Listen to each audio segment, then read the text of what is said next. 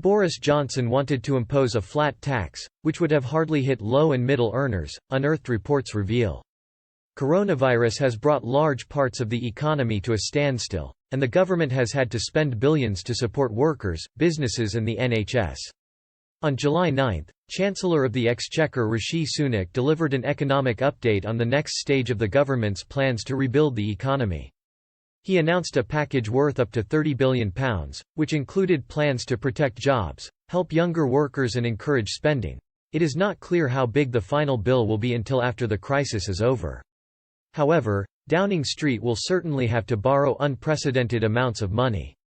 According to the Office for Budget Responsibility, OBR, for the current financial year, April 2020 to April 2021, it could be anywhere from £263 billion to £391 billion.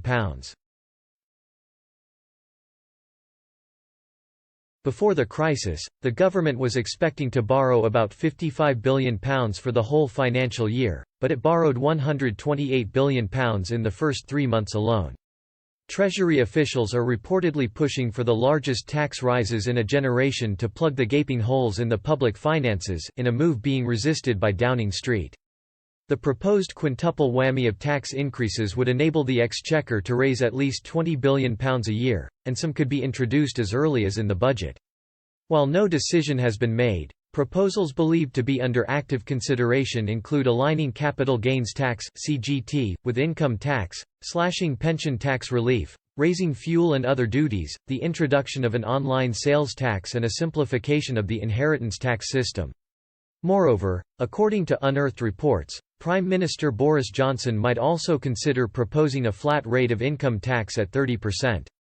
Mr. Johnson had already laid out the plans in 2013, while he was serving as Mayor of London.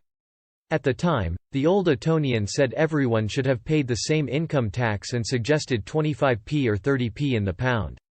However, that would mean that income tax would have been halved for those on the top 50p rate earning £150,000 or more.